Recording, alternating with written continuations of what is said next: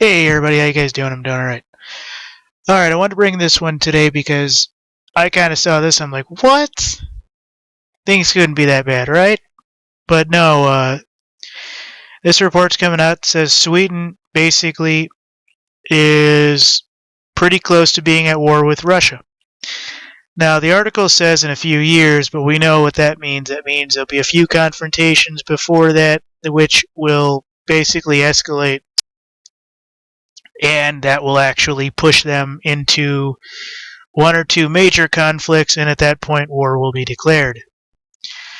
So I wanted to bring you this because I feel very strongly about the fact that Sweden would, well, it may be known for its humanitarian aid, its banking, and that whole region for its niceness. It's basically like Canada. Even though Canada, pretty much burned our first White House in America, which, hint, hint, nod, nod, wink, wink. Anyways,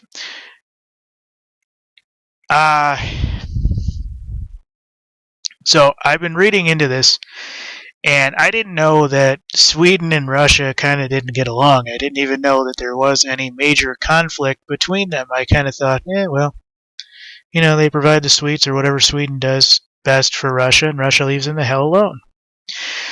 But an alarming message reportedly sent by Major General Anders Bronston, the army chief in Sweden, in a brochure distributed among the participants in a major annual event. Basically, this was done at a senior military and government official meeting with scholars and major players, where they basically talked about the global situation we are experiencing, which also made clear by strategic decisions leading to the conclusions that war will be imminent in a few years. Basically, they claimed for them in the army, there will be no real decisions. It'll be political, but that there is almost no way to avoid a ground and land war with Russia. And basically, the Swedish armed forces must have a capability of armed battle against a qualified opponent, he added.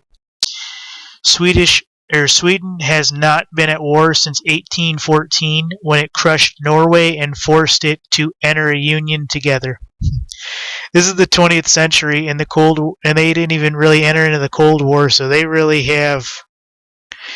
basically have no decision-making abilities whatsoever. So you know what that means. That means CIA and everybody else has been over there gearing this thing up, getting them all the tech and all the weapons and everything, and making them look good.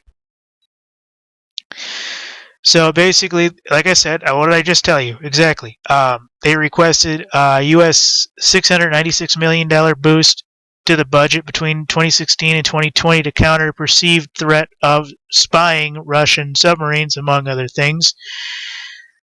They're developing closer ties with NATO for the possibility of the Russian invasion touted by Bronston remains disputed in the Swedish military. His boss, Supreme Commander Michael Biden, Biden, not concerned, not with our Biden or any spelling thereof, stated that there was no military threat to Sweden. Yeah, Russia wouldn't be a military threat. It would be an occupation in about 5 hours.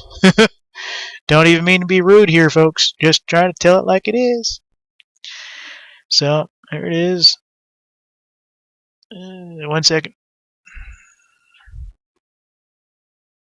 So, this is it right here, folks.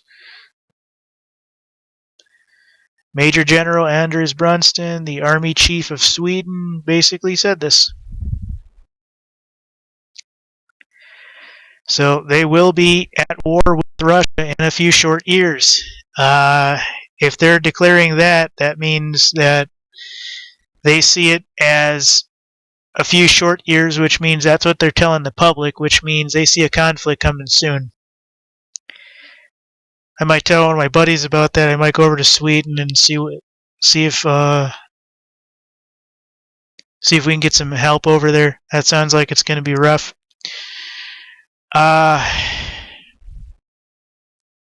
So, anyways, folks, I saw this and I thought it was worth putting out there because I had no idea that there were any tensions between Sweden and Russia. I can't even think of any. I mean, it wouldn't be an invasion, it would just be an occupation. That would be it. Russia would come, they'd go, oh, there's nothing here, and then they'd leave. You know? I mean, it'd be kind of one of those scenarios. Oh, there's a reason these guys haven't been at war. There's nothing here. Okay, cool. And I don't mean to knock Sweden. I'm sure there's a lot of good things, but not for a military occupation or a military conquest. That would cost roughly, nowadays, $50 billion to take over Sweden. You know? So, anyways, folks, I saw this and I thought it was worth putting out there. Thank you very much.